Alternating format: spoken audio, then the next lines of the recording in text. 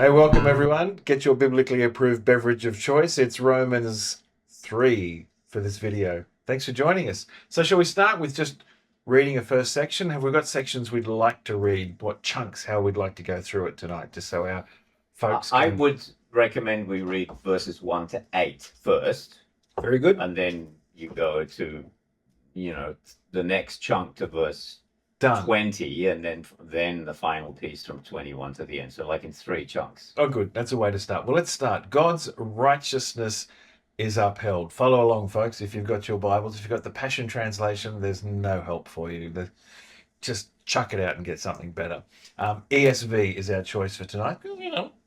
Extra sensory volatility. Then what advantage has the Jew? Let's begin. Then what advantage has the Jew? Or what is the value of circumcision? Much in every way. To begin with, the Jews were entrusted with the oracles of God. What if some were unfaithful? Does their faithlessness nullify the faithfulness of God? By no means. Let God be true, though everyone were a liar. As it is written, that you may be justified in your words and prevail when you judge. But if Judged. what did I say? When you are judged. Yeah, when you are judged. Yeah, that you may be justified in your words and prevail when you are judged. That's what it says here. Have I got a funny version? No, you just said when you judge. Oh, I might start this one again. No, it's fine. You've said it twice now. Keep going, verse 5. I will. I'll edit that little bit out there. That you may be justified in your words and prevail when you are judged. But if our unrighteousness serves to show the righteousness of God, what shall we say? That God is unrighteous to inflict wrath on us? I speak in a human way. By no means, for then how could God judge the world? But if through my lie God's truth abounds to his glory, why am I still being condemned as a sinner? And why not do evil that just may come, as some people slanderously charge us with saying?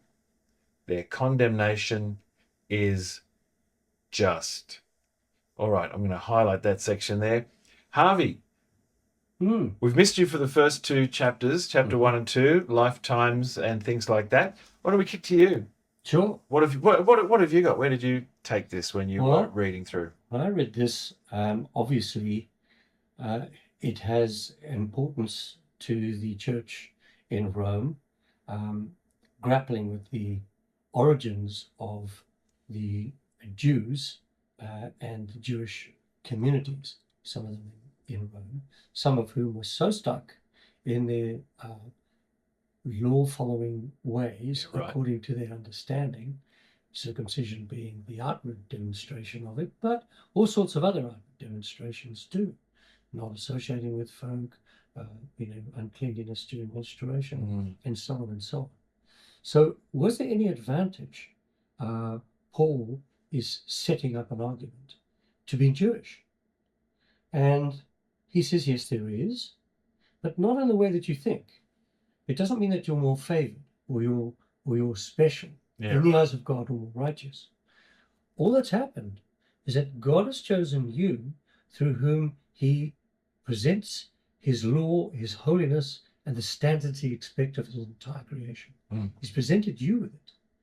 And therefore, you of all people should have a clear definition of sin, know what angers God, and know the God who is angered by sin. Okay. You of all people should know. So there's benefit in being Jewish, because in fact you have the standards that God has given to man, by which he's going to be judged. All of you, Jew and non-Jew, but you got given the standards. And so there's nothing special about your righteousness or you're more holy. There's nothing special about that. Other people who weren't given those standards, by their nature, also may follow the law, even though they don't know it. I've been clear about that in the past. But you have been given the standards of God. You've been given the letter of the law. You've strayed far from it, And you then, because you've been given the law, you can talk among yourselves and you can see what's right and wrong because it's been given to you. There's got to be advantage in that. Well- I mean, I think when I think about who is God, what does God want? That's the beginning of the revelation back to humanity again. Clearly came through God's choice to pick Noah, to pick Abraham, Isaac, Jacob, blah blah blah. Yeah. You still okay? I'm doing okay. I'm looking, but I feel like you'll see it from there if No, people it's were fine. talking about it, if my It's camera just is my thinking a brain. little bit. But what do you think, Steve? Like, is that the advantage? I think it is definitely an advantage. It's a favour. I think before we answer that question, we should maybe briefly just pause and clarify, particularly for the person who has joined us in chapter 3 and hasn't seen chapter 1 and 2. Hasn't seen chapter 1 and 2. Yeah, good point. So what Paul has just said in verse 28 of chapter 2, no one is a Jew is merely one outwardly, nor is circumcision outward and physical. Of course it is outward and physical. But that's what not he's the saying reality. is it's not it's like the emphasis of circumcision is much like I think the emphasis on baptism in the New Testament. It is a sign, an outward sign that is important of an inward reality. What Paul is saying here is that no one was a Jew in the Old Testament, even though they thought they all were, but no one was a Jew merely on the fact that they were circumcised. Of course, they were Jew by birth, nationality, and all those things. And size But of Paul nose. is, of course, referring to, if you like, a true Jew. Yeah. They were the mere sign, the mere outward sign of circumcision, the mere outward being joined to people, and goodness knows whatever else you may think of in that moment, having read the Old Testament. That's not the emphasis. The emphasis is on a Jew, as he says in verse 29, who is one inwardly and circumcised in the heart by the Spirit. So that's the foundation that he's using to say, well, what advantage then has the Jew? And of course, the advantage then is clear that if you're comparing a true Jew, somebody who's circumcised in the heart, with a Gentile who's come to faith through Jesus, there is an advantage, not in the sense of that you're more of a Christian than the Gentile, but there is much, which is why he says much in every way, because you were entrusted with the oracles of God. So you've been given, but of course, then he launches into this kind of, imaginary objector, which is Paul quite frequently does this. And if anybody's familiar with Romans 9, you will see actually much of the same. I think what happens here in a small way becomes much more clear in chapter 9. He does the same thing again, just much more. Plays the what if scenario quite well. And I think to me, having I think the sort of Reformed Calvinist view of soteriology, of salvation, bleeds out here at this precise moment, in that the claim, the objector is, well, what's the point, right? What if like the Jew in this day, picture yourself, you're in the first century and you've got all this baggage of the Mosaic law, and the Jews clearly in Jesus' day had, to some degree or another, obviously greater degree in some and lesser degree in others, had departed from the original intent of the law, in that the law was there to create a process, or if you like, an outward sign, an outward signifying thing for the Gentiles, that here's God chosen a people, but ultimately the children of the promise are the ones that God has always got an emphasis on. Yeah. And the children of the promise are the people who are circumcised in the heart, who are true. In other words, the Paul is saying here, it's not enough to obey the law. And in fact, he's already said before that, even if you think you obey, you will not obey perfectly, and therefore you fail. Yeah. So the objector is raising, well, hang on a minute, like, what is this? I'm doing what I've been told to do. I'm doing this kind of hybrid of I'm saved because God chose me. That's what they thought. Yeah. And I'm saved because I'm doing those extra works. Yeah, which is the reverse of that. I guess part of this is axiomatic in that the sign is just the sign. It's not the reality that the sign points to. And people get hung up on having the signs in difference to the depth of the reality that they're after, like circumcision, yes, like baptism in the New Testament, yes, that sort of thing. So I see you're fossicking there, Steve. What are you fossicking for? Actually, before that, because Javi had his hand up. Oh, did you? Did you have your hand up? Yes, he did. Oh, chip in, my friend. Chip in. This is the chip-in session. Go right I don't want ahead. to. In a rare incident, Steve picked it up first. It's on me to make sure that I The finger do of better. power. Finger of hope. I think what's really very important is that there has only been and will only ever be one perfect Jew Yes. who followed the law to the letter. Mm-hmm. Because the next series of verses, we're going to be looking at a declaration of the unrighteousness of human beings. Sure. And the total depravity of man.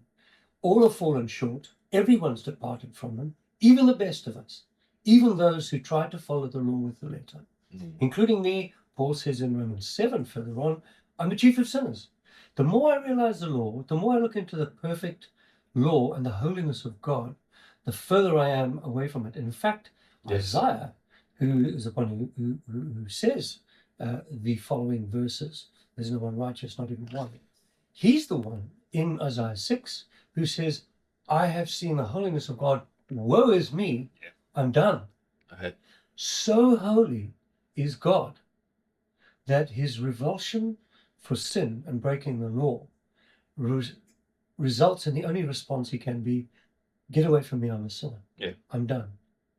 So to the Jew who looks into the law, written law of God, administered to them, demonstrated to them by the parting of the Red Sea, by leading them out, by the plagues, by leading them through the wilderness, by appearing on Jabal el Musa, the mountain of the law in Saudi Arabia. He has the Ark of the Covenant. They have the miracles. All of them have got the evidence of the holiness and power and truth of God, and yet all go astray. All of them. Moses, the most humble man on earth, wasn't even allowed into the promised land because he had doubted God's power.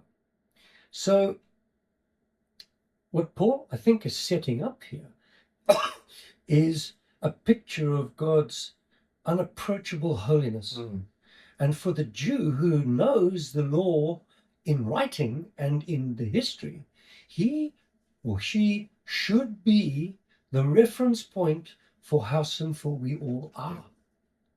And also be humble enough to recognize that they too are sinful. And come, let us go to the house of the Lord. Let us go before him. We have seen his glory. We have been presented with the law. And we've fallen far short. Sure. This is the holiness of Yahweh. And this is the judgment we should all get. These are the standards by which the world will be judged. I think that's the And benefit it's of the clarity, really, isn't really it? important that the Jews cannot now say, well, he appeared to us, we got So we must be special. We've got the jump on you. Yeah, that's the answer right. is no. In fact, you who know the law, it's like a judge getting pulled up for DUI. They are treated more harshly by the legal system when they fall foul of the law that they know, versus someone who's ignorant of the law, who's still broken the law. The law is That's right. broken. That's right. But for the one who knows it, the penalties appear stiffer because they knew it. Yeah. And so I think that's the way to look at it. there's a As relationship opposed of to that encumbrance. we're Israel, God's got his hand on you and you're going to be preserved forever, etc. Just because the law was given through you. Not so fast. Yeah. Not so fast. And we dealt with this in one or two other episodes where we looked at, is Israel currently sort of promoted and protected and elevated as better, holier than thou, all non-Israelites, and therefore we must back everything they do Right. and preserve them at all costs. Yeah. Whereas in fact, it was the Jews who were responsible for looking at themselves and admitting they're no good, and then looking at others and saying, by the same standard, you're also no good. In fact, none of us. Yeah. And that is it, isn't it? God brought the revelation of, of the law and his holiness through the Jews. That's great.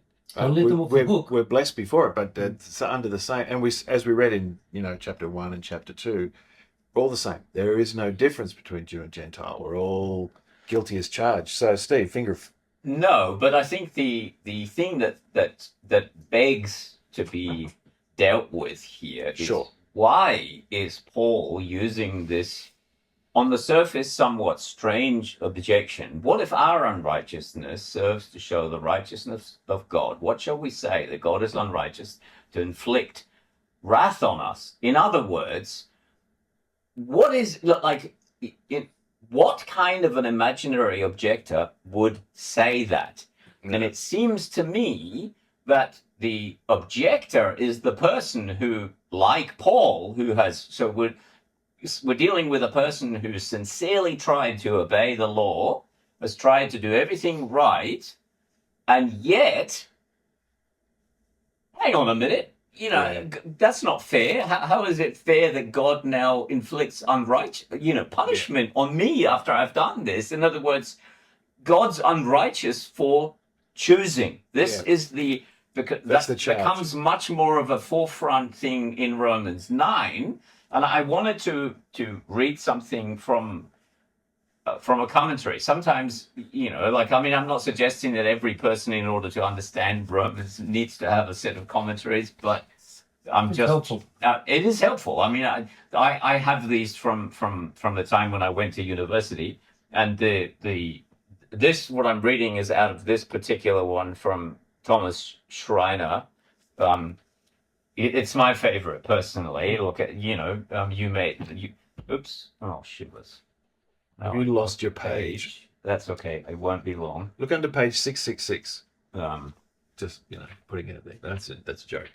So, and this is particularly to do with this question that we're looking at. Paul, your gospel teacher. So this is the imaginary objector. He's actually quoting from another New Testament scholar. I think he's a Finnish scholar. Paul, your gospel teaches that the unrighteousness of the Jews has a good end in that it highlights God's righteousness and justice in judging sinners.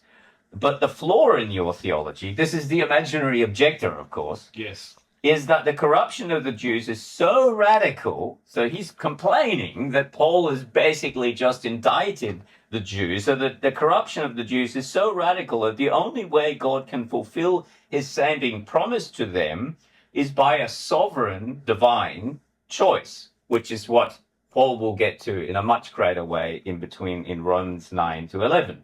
If we Jews can do nothing to contribute to our own salvation, and remember, this is precisely what the Jew thought then. To be honest, I think Jews still do think so today. And are fundamentally corrupt. So they're not just somewhat corrupt, but they are deeply depraved, just like all other human beings are. Then God is unrighteous to inflict his wrath on us, which is precisely what Paul is saying here, the imaginary objector. This reconstruction of the Jewish objection is plausible, since it's reasonable to ask, how could God be righteous in condemning the Jews? This is a question we must ask, given, sometimes you read something in the Bible and you realize that the passage is begging you, the reader, to ask questions in order to understand what the author is trying to say. If they are frail creatures who have no ability to choose righteousness and their only hope is God's grace, so how is it that God then can still judge them, which is precisely what Paul is saying here? According to the interpretation suggested here, the question is pertinent and disturbing, demanding some kind of answer. And it is. Sometimes the way Paul talks is disturbing to the human flesh. Absolutely. Interestingly, the similar question about God's justice in chapter 9, verse 14, has the same disquieting quality. Disquieting, of course, for the human flesh. For the previous argument in 9, 6 to 13 also raises the question as to how God can be righteous The parallel with Romans 9 is strengthened when one observes that Romans 3 addresses the same issue raised in chapters 9 to 11. Whether the failure of the Jews is to believe in the gospel calls into question the righteousness of God. So that is the formal question that Paul is dealing with in this passage, whether the fact that the Jews at large have failed, which they have, of course, this is not in question, because of course the majority of Jews did not and do not to this day follow Jesus. Does that therefore mean that God is unrighteous? But of course, in Romans 9, as we shall see, that's not that's not a sufficient excuse in that sense, because Paul says rightly there that not all Jews who are Jews outwardly are true Jews inwardly, which is what he just said in chapter 2 as well. So you see this kind of recapitulation occur, which I think very strongly suggests that the Reformed view of this passage is actually true. Maybe it's a good time to read the next section, because no one is righteous, because it follows on exactly from what you were saying, Steve. Let's go. Verse 9. Verse 9. What shall we conclude then? Do we have any advantage? Do we Jews have any advantage? Not at all. For we've already made the charge that Jews and Gentiles alike are all under the power of sin. As it is written, there is no one righteous, not even one. There is no one who understands. There's no one who seeks God. All have turned away. They have together become worthless. There is no one who does good, not even one. Their throats are open graves. Their tongues practice deceit. The poison of vipers is on their lips. Their mouths are full of cursing and bitterness. Their feet are swift to shed blood. Ruin and misery mark their ways. The way of peace they do not know, and there is no fear of God before their eyes. Interestingly enough, First Psalm says, the fear of the Lord is the beginning of wisdom. For now we know that whatever the law says, it says to those who are under the law, so that every mouth may be silenced, and the whole world be held accountable to God. The whole world be held accountable to God. Therefore, no one will be declared righteous in God's sight by the works of the law. Rather, through the law, we become conscious of our sin. It's like us going to court and showing the man, I'll show you the crime he's committed. Now, that was Stalin's favorite saying, because he made all the laws that could incriminate any of his enemies. But God has set the laws up, and he says, nobody is seeking me. All have sinned and fallen short. Sure. Therefore, is it fair for God to establish an unreachable standard? Is it fair? Built into the system, giving the Jews the legal requirements and the holiness requirements of God, there was built in a sacrificial system to bring upon the Jewish people the seriousness of what it takes to pay for breaking the law. The seriousness of it. So, and that atonement was a picture, of course, of Jesus, who would be the perfect Jew, who never once failed in walking through the law, the perfect law, obeying it to the letter and in the spirit. There wasn't a single thing that he did that would have broken his own law. And yet he offers himself as a sacrifice for the sins of men so they could be atoned. I think you're giving too much good news So for chapter 3. Yeah. You know what I'm saying? So, but to set that the up, whole world perfection. is going to be accountable to God, and through the law we become conscious of our sin. That's right. That's the thing. Yeah. So we go Absolutely. to court, and all of us to some degree be in court in some way. You can fall foul of all sorts of laws. Now, if we go before the judgment throne of Christ, in the end, where he says he will judge the living and the dead, and his kingdom will have no end. Jesus will judge the living and the dead. He said, I fulfilled the law completely. Yes. Did you? No.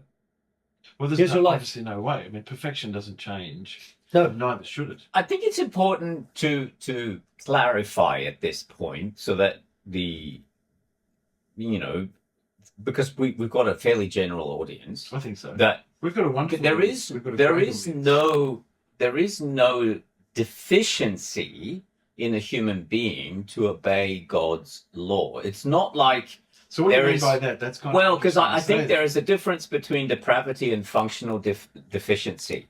So imagine a car needs 4 wheels to drive. It's a very simple analogy, but I Sure. think it's a helpful analogy. A car needs a car needs a whole heap of things to drive, but Let's just go to on the it, basics. but just on one basic things, it needs 4 wheels.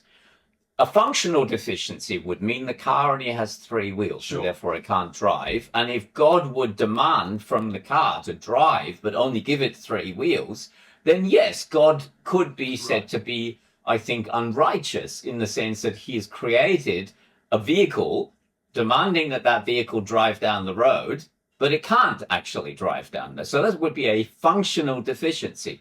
There is no functional, the Protestant position called total depravity, and I believe most traditional Lutherans would agree with the Reformed community in that regard. Not all Protestants hold to this idea anymore, sadly. Even John Wesley did, largely. The early Methodists did. Their view of how to overcome that problem was slightly different, but they still believed in total depravity. The sort of cardinal issue which we're dealing with here is the sinful depravity. There is the reason why human beings don't obey God is not because there is a functional deficiency in them. There is an ability missing, like there is some piece missing in the body or in the brain or in the psyche or whatever part you may now refer to. There is a desire missing. In other words, we don't want to obey God. We are God's enemies. The Bible uses all sorts of other metaphor, like Sure. we are dead in our sins. Of course, we're not physically dead. We're alive as unbelievers. So what does it mean? It means that we are dead in our desire towards God, and therefore we do what we desire, which is to sin. And God is absolutely righteous in punishing us for not doing what we rightly should do and what we are not unable to do. But the reality is that we are, in some ways under a curse of what we would call original sin. And, there's a whole another thing That's to an interesting unpack. way We'll of- get into that into Romans Very 5. interesting way of splitting that. What's a functional deficiency versus what's a moral deficiency? I think that's Well, it's like saying a physical inability versus a moral inability. Sure. So That's we a are sin, it's just a physically physical thing. we are physically not defunct. It's not that God has created man and okay, well, of course there is a difference between us and Adam and Eve. Adam and Eve were created morally neutral, whereas we are not. But Correct. but they were but they didn't lose the physical ability, as if to say that there is a total disconnect there. It's Well, no, they can still do the right things. And I think the deficiency aspect is one that's clearly shown, one with their sin, what was it, and then Cain's sin as well, which is highlighted. well, I mean, I think the simple answer to this would be not every human being goes out and commits murder. So, and clearly it is pleasing to God not to murder. So, Sure. and this is an extreme example. And not every human being lies all the time. Some, I would say that probably pretty much all human beings lie to some degree. But the problem is that God's demands are way more than just that. God demands that we love him with all our heart, soul, and mind. Just start with the first commandment. Never mind getting into the second one of loving your neighbor with all as a secondary one. We fail at the starting block because we don't love God and we willfully don't love him. Jesus uses the analogy in the Gospel of John saying, everybody who hates the light does not come into the life to have his darkness exposed. So it's not Jesus saying, you can't come into the light. We willfully stay out. Yeah, we're happy not to be there. We don't want to be there. And it actually takes God's sovereign intervention to change the disposition of somebody's I heart. think so. This is sort of where we're getting at slowly. Obviously, but there's much more to come in the book of Romans that we're not quite there yet. No, but he's we're just laying out highlighting the case. what's going on in that direction. The sinfulness of the human heart. Well, if I you just look wanted to make sure that that's because if people would be right to say that there would be unrighteousness in God if God had Just created us in a reading- way that is functionally Oh. unable to do what he says. Sure, and you can see that. I think you can see that quite clearly reading, the litany from verse 10 to verse 18. The no one is, no one does, everyone has. Their throats are, it's just like bam, bam, Luther bam. is so sorry that I'm not trying to be a Luther fanboy, but I've read lots of his stuff. I can tell. But when you realize when Luther was doing everything by the book as a monk, Yeah. what he said is very pertinent. That the more he tried to do everything by the book, he says literally, he found himself hating God and then going to his priest confessing his hatred for God. Yeah. And it just, he was driven to insanity until he came to the realization, of course, that he needed the gospel. He Sure. needed God's grace. He needed a supernatural intervention, which is why he was, and it actually happens as he reads the letter to the Romans. This is an exciting book. I think you're absolutely right. And I think before you can give people gospel or good news, unless you realize they need good news, by giving them, this is the bad news. And this is the extent to Mhm. which you measure up And you in don't. light of the holiness of You God. can't. This is how you measure up. It's not that just you're dusted off. Mm. You have to be purged in plasma hot, fiery purge, and whatever's left, that's a present for God. And There won't be anything left. there'll be nothing left. No, that's So right. one requires, the good news is that someone has obeyed the law to the letter for you. All you have to do is believe it. Believe in your heart and confess with your mouth. We'll get there. We'll get I there. know. So It's hard, righteousness isn't it? through faith. What about that, Steve? Were you going to read it?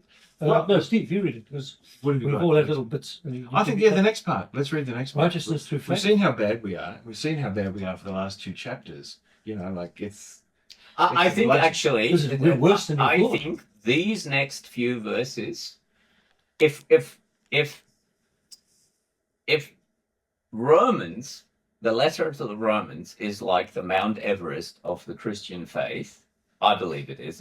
I think it's a good analogy, certainly for me personally. sure. This piece coming up now is like the last 100 meters before Hillary the summit, and the Hillary step has actually another 600 meters, believe it or not. And actually, when you read the biographies of the climbers, it's the most grueling bit until they get to the top. This is the pinnacle. This is actually the top. This is probably the most important passage, few verses in the New Well, Testament. hit us with your Absolutely right. rhythm stick. Let's read it.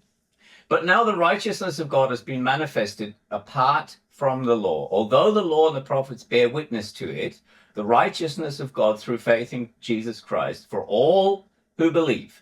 There is no distinction, for all have sinned and fall short of the glory of God, and are justified by his grace as a gift through the redemption that is in Christ Jesus, whom God put forward as a propitiation by his blood. Propitiation means it's the removal of God's wrath. By his blood to be received by faith. This was to show God's righteousness, because in his divine forbearance he passed over former sins. It was to show his righteousness at the present time, so that he might be just and the justifier of the one who has faith in Jesus, then what becomes of our boasting? It is excluded. By what kind of law? By a law of works? No, by the law of faith. For we hold that one is justified by faith apart from works of the law. Or is God the God of the Jews only? Is he not the God of the Gentiles also? Yes, of Gentiles also. Since God is one who will justify the circumcised by faith and the uncircumcised through faith. Do we then overthrow the law by this faith? By no means. On the contrary, we uphold the law. Amen. That's a clanger, isn't it? Yes. The most important moment, I think, in this is that Jesus is, well, God, the Father, and Jesus, the Trinity, is just and the justifier of the one who has faith in Jesus. But of course, there are other, like there is no distinction. Everybody get the same message we were getting again and again and again. The redemption by his blood to be received by faith, and it is for all who believe. There is no distinction. In other words, it's a universal offer. I think this is probably one of the strongest, what I would call it, from a classical Calvinist perspective. I think, it rubs up against any ideas to try and limit the propitiatory work of Jesus to a certain group of people. It's for all who believe. The problem is those who don't believe, effectively. And the importance is that God is just. In other words, he punishes sin, punishes it on his own Son, and he is just in that he is a justifier of the one who has faith in Jesus. So it's like God's perfect justice and his perfect mercy marries and meets in this one moment in the justifying work of all the doctrines of Christianity. I think the one doctrine that every Christian should be willing to die on, in other words, it's like, I think, if you understand what it means, Cartesian certainty. Yes. Cartesian certainty means 1 and 1 is true. That there is no doubt. That, like, if anybody who says there is a doubt about that, they just, deny reality. They deny reality. Cartesian certainty is absolute objective certainty. Justification by faith alone in Christ alone is the one doctrine that I think that makes you a Protestant, and it is the center of the gospel. It's the doctrine that every Christian should be willing to die. It makes you a Christian more than it makes you a Protestant. Absolutely correct. I think it highlights a lot of really key issues of the Christian faith too. Is that there is a judgment coming. You will not escape it. You will be held account for what you say and do. And at the grand scheme of things, the life hereafter will involve your judgment. But the judge of all, who has holiness as his standard, will pronounce it on all of mankind. That's it. Here are my standards. On what basis do you think that I should let you into my glory? Well, those who are saved will say, you took my place. You got out of the judge's seat.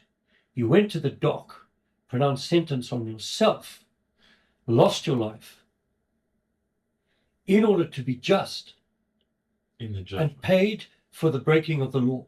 That's what you paid for the breaking of the law. Yeah. Now those who are under the law, who would accept that gift of justice for themselves, are free. Yeah. If that isn't good news, nothing is good news. I love the way nothing is good news. Alistair Begg gives that analogy or that typology. The thief on the cross. The thief on the cross. Fantastic. Have you heard that one? I have a poem, if you would like me to read it. Well, I would. Poor old Alistair Begg didn't get a look in, did he? He didn't get it, but I shall. The guy on the middle cross. He said I could be here. I've got it. I know. I've seen the passage. I've watched that snippet of his sermon a few times over the years. It's brilliant. Thank it you, is Alistair. so beautiful. It's just well said. Harvey, absolutely have you got brilliant. your poem there? Not yet. He's thinking about it. I do. Oh, I do. Why are you here, man? Are you down on the list? What's your occupation? I'm a liar and a thief. Do you have connections? Is there something we missed? Are you someone's sovereign, a prince or a chief? Were you fully immersed in the waters to cleanse? No, sir. Did you recite a long credo in the presence of others? No. Did you make a profession? No. Did you make amends? No, I didn't. Well, then how do you think you can join us as brothers? Tell us more of your history. So how did you live? Well, I was orphaned and led others in exploits of crime. 1,000 dark vices, but much worse I would give, and my whirlwind of evil racked up in time. On and on in the city I lied and I stole. My friends joined me daily, our heists we could share. Clothes, wallets, jewelry, food, silver and gold, in the houses or byways, on the streets or the square. Till I was caught there, red-handed, and the goods were on me. And the magistrate handed me death. I was done. No escape from the sentence by the harshest decree. With my foul-mouthed accomplice, we're to die in the sun. So I'm sorry. I have no great credentials to show you. I'm cut off from my people. I deserve to be scum. Shut me out like the others, who will say we don't know you. But the man on the middle cross said I could come. Oh, nicely put. As well. Nicely put. Signed, Harvey. If you want to look for Harvey's book on poetry, it's not written yet, but he's got lots of poems. That's great. I mean, that is a really wonderful, theatrical, emotional, descriptive, storytelling version, backstory that brings us to that point, which you see the mercy of Christ, the mercy of God on the cross in the midst of enormous pain and enormous shame, to go, hey man, you can come with me. Today you The only person who knew he was going to be with Christ in paradise before he died. He did a good job. Just saying. Yeah. I want to maybe just say one thing before we move on to the next.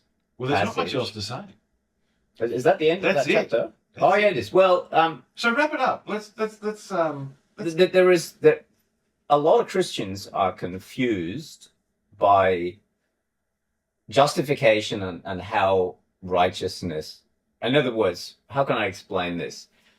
Justification does not mean you become righteous and then do righteous deeds, as if to say there is some inherent righteousness that's given to you that you then go and do.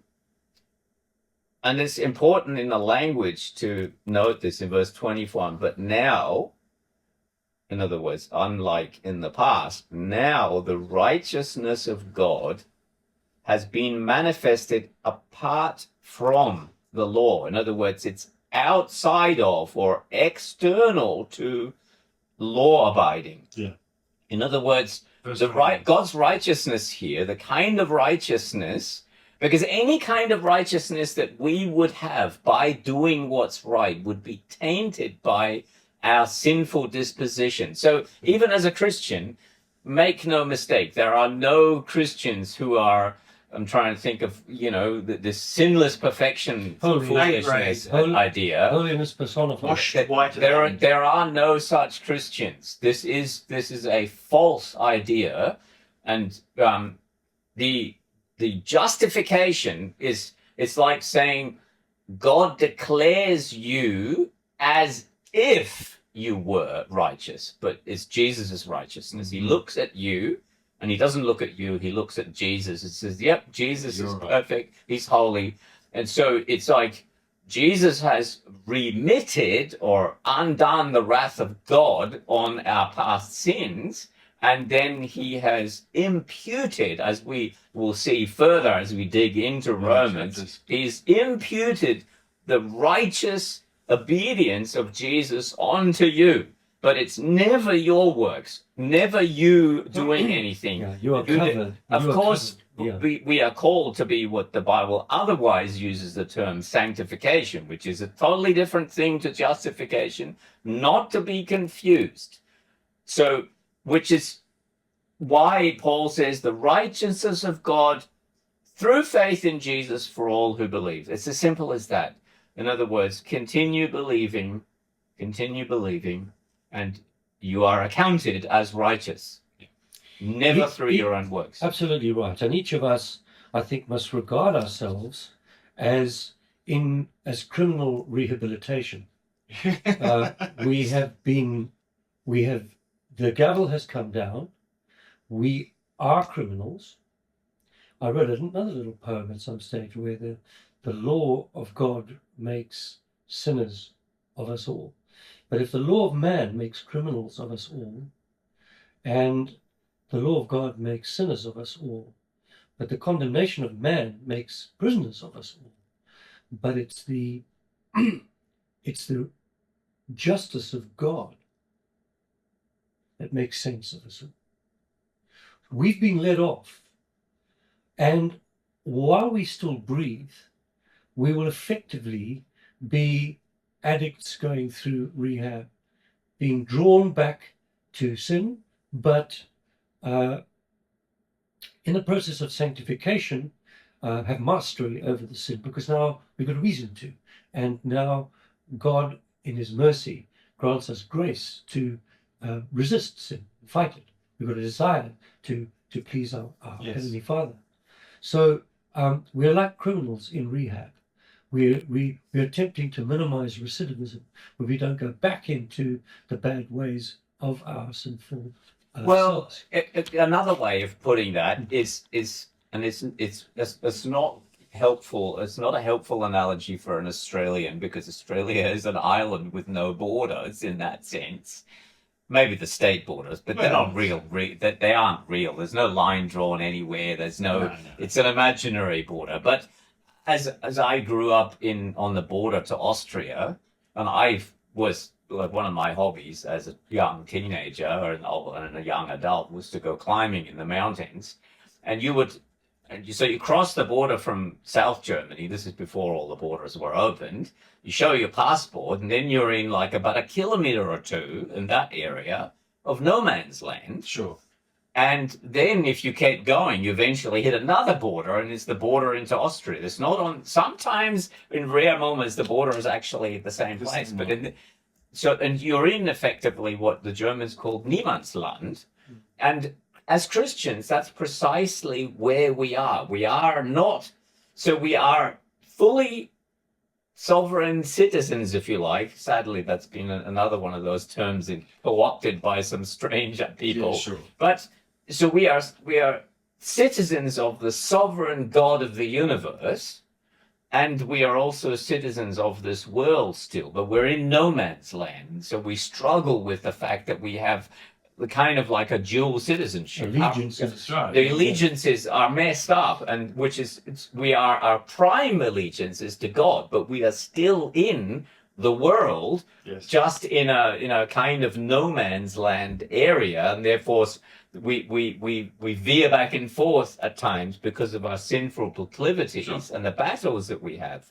But we are by our nature, as you have come to be justified by faith, you are by nature now a citizen of the kingdom of God. It's just that you're living in this no man's land and have to battle with that. That's the in the world but not of the world paradox that we come across. And I think we probably will tackle that as we get into chapter 4 and beyond. As for tonight, we've kind of hit our time limit, and we want to keep people watching our videos because the content is fantastic. So Harvey, Steve, thanks for video time, gentlemen. It's been fantastic. I look forward to our next video. Buzzing. That's my older brother trying to call me on the phone that we're recording on. But that doesn't really matter. It's just a buzz. So righto. So thanks everyone for watching the video. It's been fantastic. Go grab your biblically approved beverage of choice if you didn't have one before. You noticed our lights went out. I had to share a microphone with Harvey because his light went out. He didn't even realize that, I don't think, because you don't look at your tummy all the time. But I had a spare. So thank you for bearing with our technical deficiencies. Give yourself to... It's a good one. They're a good mic. get yourself to a good church if you're not in one. Read your Bible, and we'll catch you on our next video, Romans 4. Thanks, John. Thank you. Thank you.